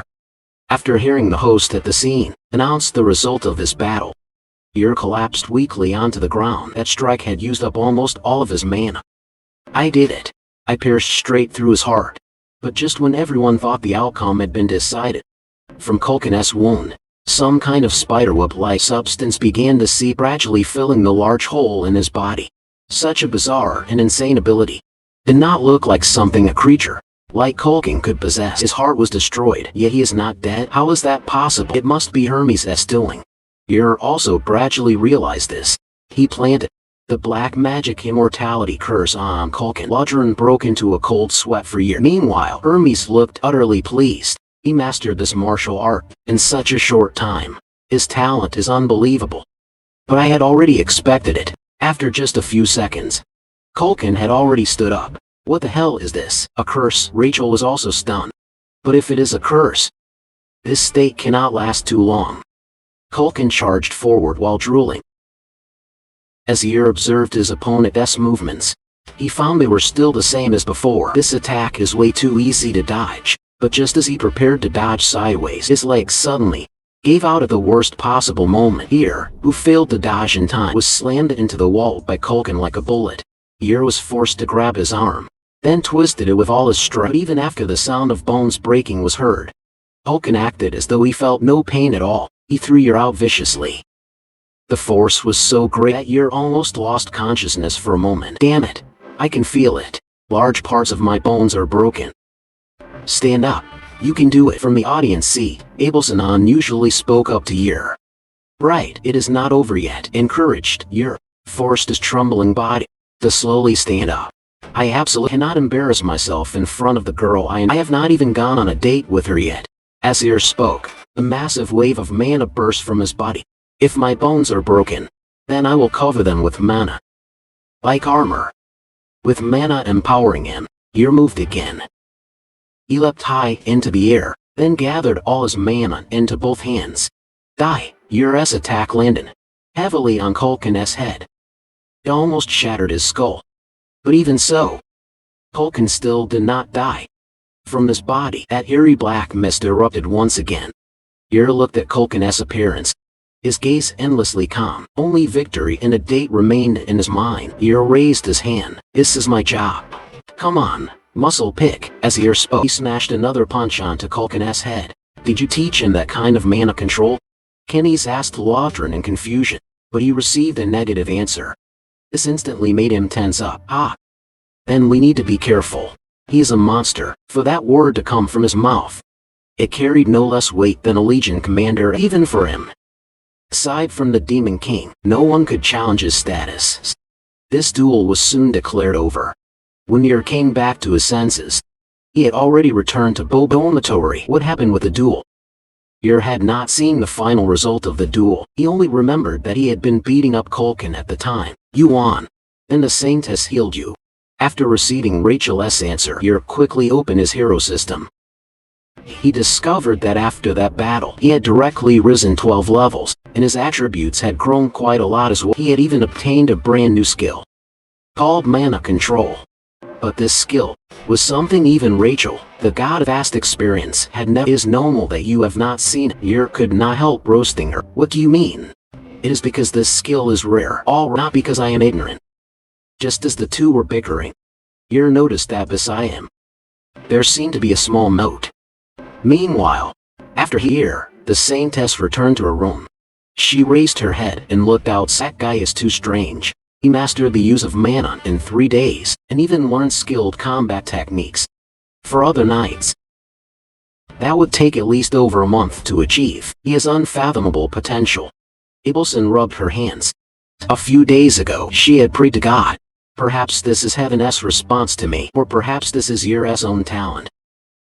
But that no longer matters.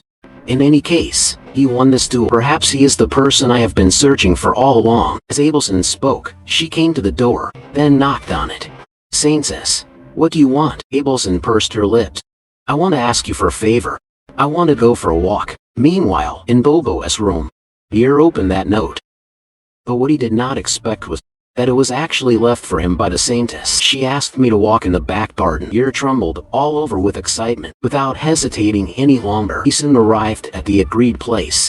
Should I ask for her phone number first, or should we exchange letters? Coming out so late at night made Rachel very Stop being stupid. She is playing with you. Let's go back. But just as she finished speaking, Yer nervously grabbed her, because he sensed movement in the distance. Turning his head, he saw that the person coming was Abelson, and behind her followed 2 minotaurs. This made Yer very displeased. He had thought this was a private date with the Saintess. They are my guards. I cannot move around alone. After hearing Abelson's explanation, Yer finally understood that the Saintess had been imprisoned by the demon army. Let us go for a walk first. Under the gaze of the 2 minotaurs, Yer was so nervous that he did not dare. You are the hero, right? Abelson turned her head. After hearing this, Yer but still nodded. How did you know? In our world, only demons or heroes of black hair. In yesterday's duel, your performance left a deep impression. So I believe you are a hero. Yer felt embarrassed by such praise and laughed awkwardly. May I ask you something too? What do you think of me? Deep confusion appeared on Abelson's face. For her, this was an extremely rare emotional change. What nonsense is this guy talking about? Just as the atmosphere became terribly awkward, Lodran's voice came from afar. His appearance broke the awkward mood. So you were here.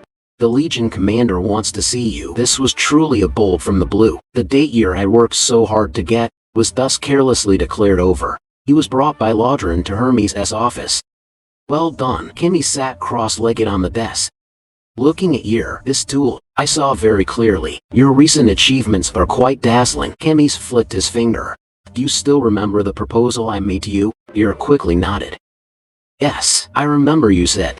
I had to duel the opponent you appointed, in exchange for your protection during that period. That is right. And then? Hermes continued asking. You said that I should become an officer of the demons, and work here. Hermes nodded in satisfaction. Now I will tell you, that was only an excuse. I thought you would not live long. So now, my thinking has changed. As he said this, he pointed at Lodran, who said he would become an outstanding demon officer. So this time, I think we should try something different. Instead of a duel. Hermes got down from the desk and slowly approached. You know, our unit has an independent cooking company. This time, the cooking company suffered heavy casualties, so the executives cannot get proper meal. So from today onward, you will become the commander of this unit. I will give you the authority to recruit cooking soldiers as you please. Can you do it? When Commander Hermes gave the order, Yer knew he had no room to choose. Leave it to me. Congratulations on your promotion. You are now a company commander. Rachel teased. A human hero. Actually became an officer of demon soldiers. Are you happy now? Yes, this feels amazing. Yer did not hold back either. The two bickered as they arrived at the Legion kitchen. But the moment Yer pushed open the door, he heard a burst of greedy chewing, coming from inside. Looking down, there was actually a cooking soldier greedily eating something. He recognized Yer. So it is that barbecue slave. Slave? Hearing that contemptuous address, Yer instantly lost he moved his numb foot a little. Friend, you are wrong. Starting today, I am the head chef supervisor. As he spoke, Yer kicked him hard in the face. After venting his anger, Yer gathered all the soldiers in the kitchen. The people here generally had combat power around 2,000 and the strongest was 3,000. Yer looked at them, and a huge question immediately rose in his mind. Why are there so few soldiers in the kitchen now? Shouldn't either be 300 to 500 people? Now there were not even 30 people. But Yer could not disobey Hermes' words either, or he would die on the spot. Yer pretended to be calm. Do any of you know who I am? Everyone at the scene gave all kinds of answers. Some said he was Yer, while others said he was the person in charge of barbecue. There was even a little cutie who raised his hand. You are all wrong. He is a tasty human. As soon as he finished, Spear kicked him hard into the wall. Yes, I am a tasty human. You idiot. As Yer spoke, he took out Hermes' appointment letter. The commander has appointed me as the chief of the kitchen troop. From now on, you must treat me the same way you would treat a king. Also, can anyone tell me why there are so few people here now? A soldier raised his hand. They all went hunting, then were killed by magical beasts. Hearing this situation, Yer remained very calm, because the strongest chef, Culkin, had already been killed when facing the Talas queen. So it was normal that the crooked melons and cracked dates left behind could not beat Mons. Who among you is the strongest now? Shigeru. Everyone, without hesitation, pointed at the person Yer had beaten up earlier. Because his combat power was out, Yer appointed him as the deputy kitchen supervisor. All right, if there's nothing else. Yer sat alone in the corner. He believed the kitchen needed at least 200 people. Then there's only one way. At dawn the next day, Yer left the dormitory with Bobo. He already had a good method in mind for recruiting soldiers. That was to use Bobo to intimidate the target. Either join the kitchen department or get eaten by Bobo. Let us start with that one. Yer directly kicked the soldier in the face. The other party's combat power was only 1,009. He looked fairly controllable. Hey, little rat eyes, wanna join our kitchen department? What rat eyes? The soldier looked around and pointed at himself. Yes, rat eyes, I am talking to you. Yer kicked him hard again. Rat eyes sat down with a wronged look. Why hit me before hearing my answer? You are today's first newcomer. Do you know what that means? Yer sighed. It means your status will be higher than those who join later. You can abuse your authority, or find someone to take the blame. Take the blame? Rat Eyes was stunned after hearing this. With his low intelligence, he simply could not think that far ahead. That is right. You can go call all your friends over. For every 10 people who join, I will give you one person as your subordinate. Yer thought his plan was absolutely perfect. Maybe very soon, he could develop enough troops for an entire. But what he did not expect was that the Rat Eye monster was a soldier of the Independence. This news soon reached the ears of the battalion command, the demon Doris. Bad news. The soldiers in our battalion are almost gone. Why? Doris elegantly picked up his handkerchief. Did they become deserters? Did the soldiers leave together? He did not think he treated the soldiers particularly to the point that they would flee. They did not flee. They were all recruited to become chefs. So that is what happened. Doris let out a sigh of relief. He leaned back in his chair. Recruiting cooking soldiers is no. I will generously let this pass. Tell them to be more careful next time. Doris did not want to bother with this matter at all. No, we must take it serious, a soldier shouted in a voice close to tears. He has already taken 200 of our soldiers. Hearing this number, the calm Doris instantly fell apart. At the same time, Yer was still recruiting cooking soldiers. We already have more than 200 chefs now. We should be able to end recruitment, right? But the moment he mentioned this topic, he faintly sensed that something was wrong. Glancing from the corner of his eye, Yer discovered something very terrifying. Did I not tell them to bring a comrade? Why did this guy bring a pit? Something is off. Yer looked over with the combat power and he froze. I am doomed, unable to measure. This guy's combat power is over 50,000. Let us quietly call it a day and run. But before Yer could take 2 steps, he was immediately stopped by Battalion Commander Doris, so he could only turn back, then force a calm smile. Yes, sir.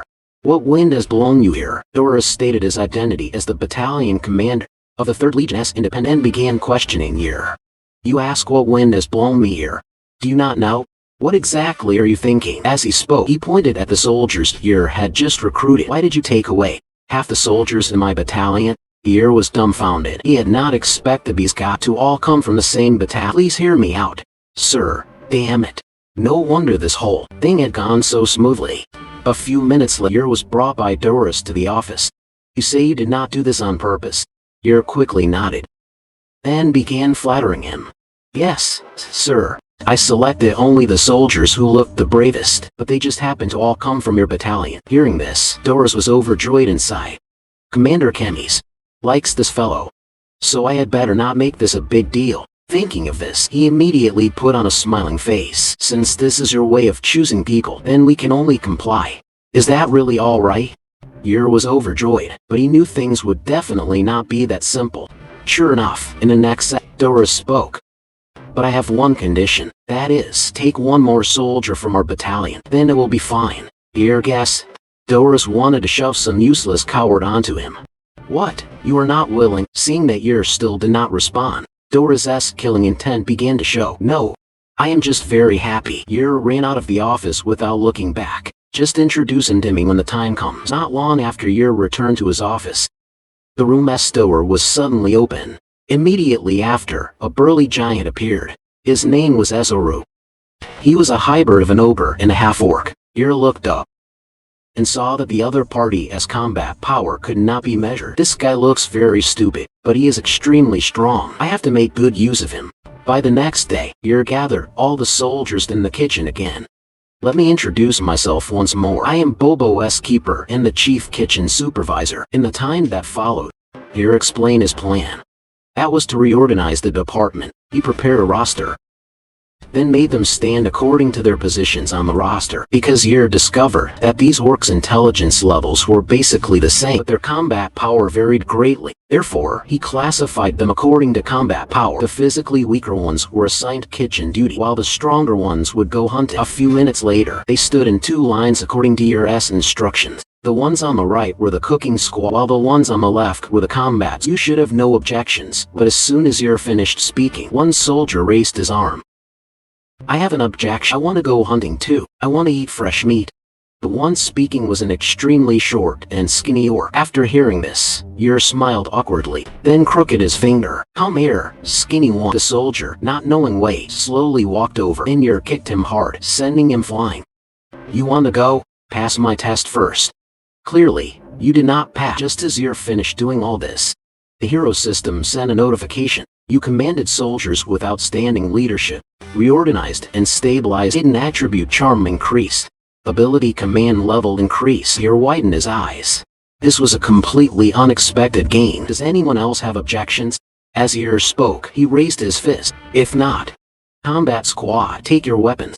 Move out, time to go hunting. Under Yer's lead, the combat squad arrived at the northern fort, but unexpectedly, there was not a single magical beast here. Could it be because Bobo or Azaru are too powerful?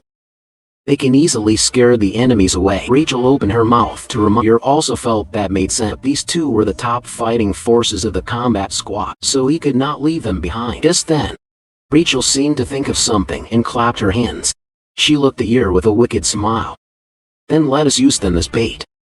Good heavens, this girl really is a devil. Yer randomly called out 5 numbered soldiers to serve as bait this time. Those were the lottery numbers he had bought on Earth. With tears in his eyes, Yer ordered Azaru to throw out the soldiers whose numbers were called. Number 14. Launch intercontinental ballistic missile. Using the weak guys as bait should lure the prey over, right? As Yer spoke, he did not forget to have his subordinates light torches so the bait soldiers could return when they saw the smoke. Throwing them out like this, are you sure they can come back alive? Rachel's face was full of course. Yer smiled wickedly. Out of 6, at least one should, including Azaru. Everyone who witnessed this scene felt that Yer had gone insane. We will definitely die. But just as they wanted to run away, they turned their heads, only to find Bobo, who had received the order already. While those expression looked troubled, Yer was actually very calm and said, either immediately do as I say, or go play inside Bobo's stomach. Unsurprising, the poor soldiers all chose the first option. After all, possibly dying was better than definitely dying. Sure enough, after waiting for 2.5 minutes, the right-ear soldier really brought back several magical beats. Let the soldiers handle them. I only need the last hit. Before Yer could finish speaking, Azaru had already roared and charged forward. Then he swung his weapon and launched a fierce attack. What kind of strength is that? Yer was dumbfounded. With just one strike, Azaru shattered the enormous magical beast owl, and Bobo did exactly the same. They killed everything instantly. How am I supposed to play like? Forget about getting the last hit.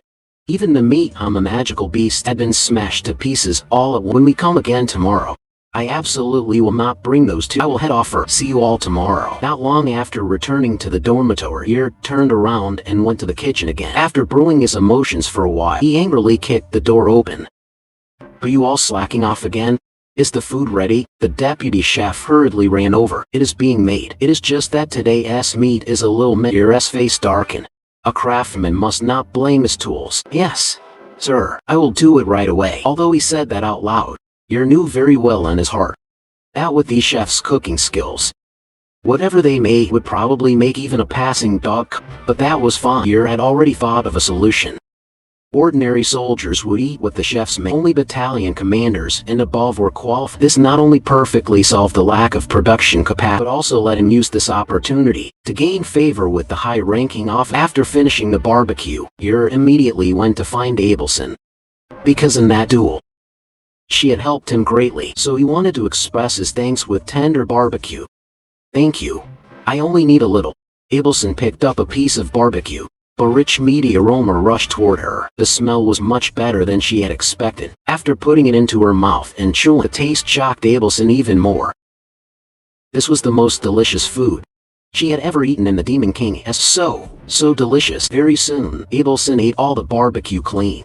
After that, Yer picked up the plate and prepared to leave. But just then, Abelson spoke. She asked Yer whether, after leaving the Demon King's cap, there was anything he wanted to do, get married and have children. Yer blurted it out. But after hearing this, Abelson froze on the spot. She had originally thought that as a hero he would have loftier ideals. I understand. You may go. It is fine even if she is not the village chief. Yer shyly hooked his fingers together and he asked Abelson the same question in return. Me? I do not want to do anything. After thinking for a long time, she calmly said those words. Meanwhile, in the Galen Empire, a subordinate hurriedly came to report they had already discovered Saintess Abelson's whereabouts. She was imprisoned inside the Black Castle. Because of the existence of Hermes, the bearer of the death omen, the Empire did not dare rashly send an army there. In human history, the number of times the Black Castle had been conquered was only, and every one of those times was because Hermes was not. After pondering for a moment, the Pope came up with an excellent method. Summon our heroes. Send them as a secret rescue team. The next day, Yer gathered the soldiers early in the morning to prepare for the hunt. But Abelson's words from that "I do not want to do anything" kept lingering in his mind. Why would she think that way? With that question in mind, Yer began today's hunt. After going some distance into the forest, he raised his hand and signaled the team. Then he ordered all squad leaders to step forward. There were 10 squad leaders in total. They anxiously stole glances at Yer's expression. What trick is he trying today? Thankfully, Azura was nowhere to be seen. He probably would not do something like throwing soldiers into the forest. But today, Yer was indeed surprisingly generous. From his backpack, he actually took out several large pieces of seasoned. Come, each of you take a bite. Why are you standing there? I told you to eat. If you do not eat, you can go feed Bobo. We will eat. The squad leaders stuffed the meat into their mouths for these burly men, devouring fist-sized chunks of meat. Not even take 1 minute. Head chef, what is this? It is so delicious. The squad leader's eyes began to grow moist. Tears fell drop after drop. Choosing to become cooking soldiers was the head chef really is a wonderful person. We will definitely work hard from. Give us another piece. The squad leaders flushed with excitement and shouted at the top of their lungs. But at that moment, Yer raised his index finger and shook it gently. The gourmet experience card has now expired. The game begins now. Go capture magical beasts alive, and the squad that captures the most will earn the chance to dine with me today. Why are you still standing there? Run. As soon as Yer finished speaking, a life and death game. For the sake of meat, officially to taste that fragrant barbecue again. Every squad leader was full of fighting spirit. HMP. All living creatures are driven by their desires. During this single day, Yer directly raised his level to level 225. Head chef. Who is today's winning squad? Yer turned around and announced that the Wild Wolf squad was the champion of this hunt. They would receive the chance to eat premium barbecue. As for the losers, better luck next time. Meanwhile, inside the Black Castle, a large number of demon soldiers were lying in pools of blood. They had all died at the hands of the same person. Before long, that person arrived at the room where Saintess Abelson was imprisoned. Then he took off his hood. Saintess Abelson, I have come to save you. The visitor was a member of the rescue team sent by a hero hidden in the shadows of the Sacred Empire, Osel the Jeffin. Unexpectedly, after he explained, Abelson refused him. And at the same time, she demanded that Jeffin smiled and scratched his head, slowly approaching Abelson, and said that since he had accepted his mission, he had to complete it. But unexpectedly, Abelson still refused to. At the same time, she mentioned Hermes, the death. If you still do not leave, then I will use sacred power to notify. But before she could finish, Jeffin's heavy punch had already landed on Abelson's abdomen. Have a good sleep. When you open your eyes, you will already be in the Empire. Abelson was held tightly, and a suffocating dizziness slowly surged up. How does he possess sacred power? No, I absolutely cannot go back to that place. Just as Abelson was about to faint, a fist as big as a sandbag smashed viciously into Jeffin's face. Take your filthy hands off, you bastard. The one who came was Yer. This punch had almost used all of his strength, but Jeffin still did not move an inch. A guy with demonic magic leaking from his body. Interesting, but on the outside, you look more like a human. Jeffin sneered. Your movements are not, but your magic power is far too. Before his words even, Yer launched another attack. A whirlwind wrapped in rather powerful magic made his movements far exceed Jeffin's expectations. This also made Jeffin become interested in Yer, wanting to take him back to the Empire as well. Jeffin blocked the attack and launched a counterattack. The terrifying figure coughed up blood wildly. He fainted on the spot. He cannot be dead, right? Perhaps because of a flash of Jeffen's strength had gone out of control. Seeing the scene from where she hid, Rachel was instantly dumb. He actually took down my hero in one hit. Maybe I should go call Bobo over. After confirming that Yer was not dead, Jeffen took a scroll out of his pocket. This was a high-level sacred magic scroll, prepared just in case. But just then, from behind him suddenly came an extremely oppressive female. What happened here? You need my help? The one who came was Hermes. He had not sensed her presence at all. Jeffen suppressed his shock and quickly turned to Hermes, the glutton. That title is not very polite. Perhaps calling me a gourmet would be more fitting. Hermes joked with a smile. In stark contrast to Hermes' attitude, cold sweat kept pouring down Jeffen's face. Can I win? The Pope had warned him again and to absolutely avoid fighting the glutton. But Jeffen had once scoffed at that. Yet when he truly faced the glutton, he finally understood why the Pope had been so earnest.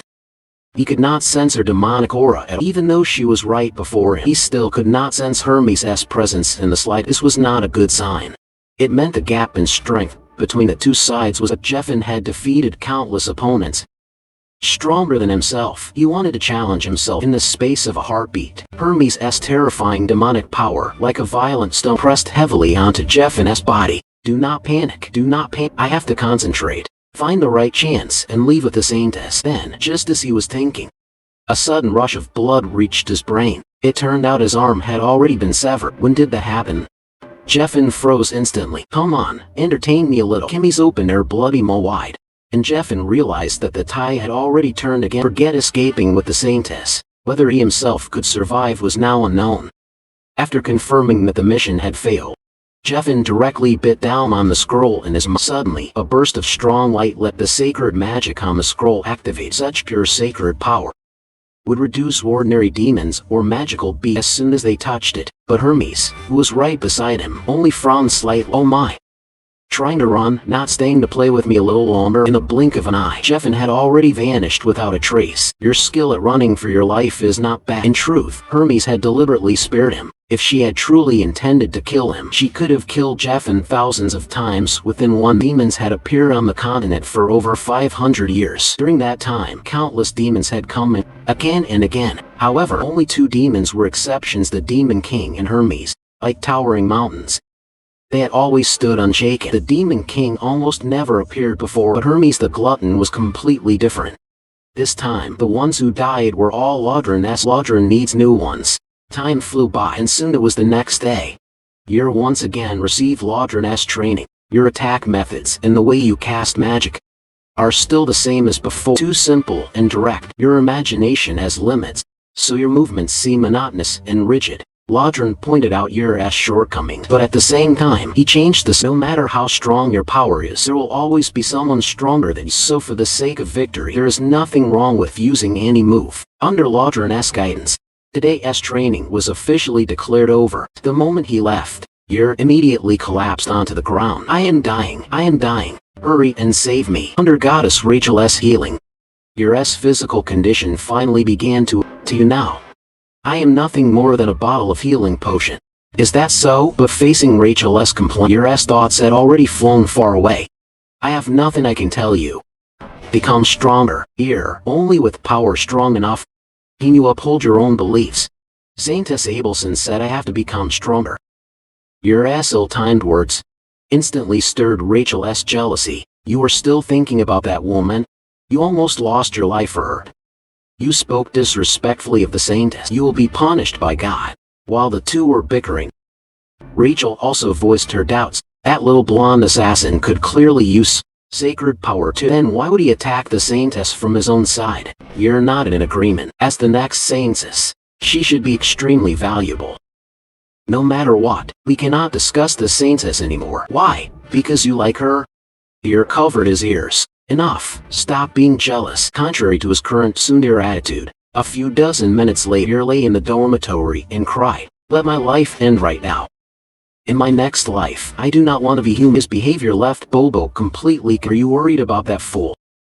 I think you have already accepted him as your master. To answer Bobo's doubts, Rachel spoke about what had happened 10 minutes ago. At that time, Yer had been called to her SS office. I now have a very serious problem. That is, I am Kenny's words frightened Yer so badly. What does this guy want now? I want to see something interesting. I will give you 1 month. Go defeat a battalion. Seeing Yer's troubled expression, Kenny's raised a finger, saying that if he thought he could not do it, then he could help him. Just as he had helped Culkin. No need at all. I will perfectly carry out your request. After explaining everything that had just happened to Bobo, Rachel did not forget to twist the knife. Say goodbye to him. Bobo, soon you will never see him again. After saying that, she flew beside Yer. Accept your fate. With your 9,000 combat power, you still want to defeat a battalion I'm already unbearably sad. I do not mind dragging someone down with. As Yer spoke, he collapsed back onto those who can become battalion commander usually have combat power over 40,000. Turning to look at Bobo standing by, whose power was already impossible to measure, Yer could not help sighing. If only you could fight in my place. But this battle would probably be in the form of a duel. Right, exactly. Is already settled. Before she could finish, Yer seemed to think of something. A duel? No, Hermes did not say it had to be a duel. After confirming with Rachel again and again, Yer confirmed that Hermes had not required it to be a duel. In other words, he could use any method to obtain victory. Ambush, gang beating, or even calling Bobo in, or all three at once, lure him out. Then let Bobo lead the ambush and beat him down. Should I call you smart? Or just cowardly? After hearing Yer's plan, Rachel kept shaking her head. But now, there was one troublesome problem placed before them. How exactly were they going to lure out the battalion commander? But in front of Yer. This problem was not a problem at all. He only needed to carefully select some red honey and soak out the blood. Then cut up some mushrooms. Of course, seasoning was indispensable. Shandong garlic and spitting fish as garnish. He only needed to put all these ingredients into the pot, then simmer them on low heat for 2 hours. Then it burned. Damn it. But Yer still seized the chance to scoop out the parts that were not burned. Finally, he sprinkled on some chop. Perfect. With such delicious food, I believe no battalion commander can refuse it. Meanwhile, in another camp, the peace-loving battalion commander Dora was, as usual, leisurely enjoying his food. After dumping Azaru, the big troublemaker, and his team, he had gained true peace ever since.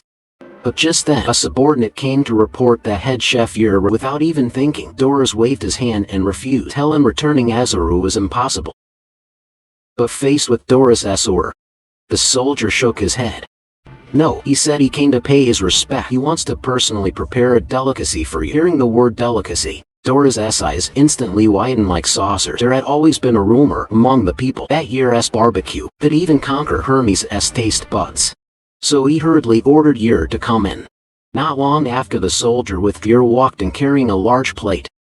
For the so-called sense of ceremony, he even deliberately held a red rose in his mouth. Lord Dora's. Long time no see. This scene made Dora's little face instantly blush. It was as if a giant tear was crashing around in his heart. But very quickly, he realized something, so he forced himself to calm down. I heard you came to pay respects. Yes, thanks to your care 1 month ago, I was able to smoothly become head chef. As Yer spoke, he placed a plate in front of Doris. To express my gratitude toward Lord Doris, I carefully prepared this dish. I hope you will like it. Doris did not hear a word Yer said. His gaze had long been firmly locked onto the delicacy on the table. Wait, this fragrance. Doris rudely grabbed a big rib. The aroma on it made him unable to resist. Forget blood soaking. He was already so curious about the taste of that meat that he nearly went mad. Doris stuffed the meat into his mouth and began slowly savoring it. Immediately after that, Pig's mouth came an unpleasant sound. It is too delicious. I cannot take it. A trace of killing intent flashed across Yer's face, but it vanished in an instant. Doris did not notice. This meat tastes truly wonderful, Doris said with a flushed face. Only then did he seem to belatedly feel ashamed of losing composure. Just as long as it suits your taste, Yer forced out a kind smile. Anyone who saw it would think he was sincerely happy. Then I will take my leave first. Yer resisted his nausea and turned to open the door, but the moment he left the room, Yer threw up everything he had eaten last week. How she described the scene he had just witnessed. It was nothing but greasy, and more greasy. I must slaughter that pig.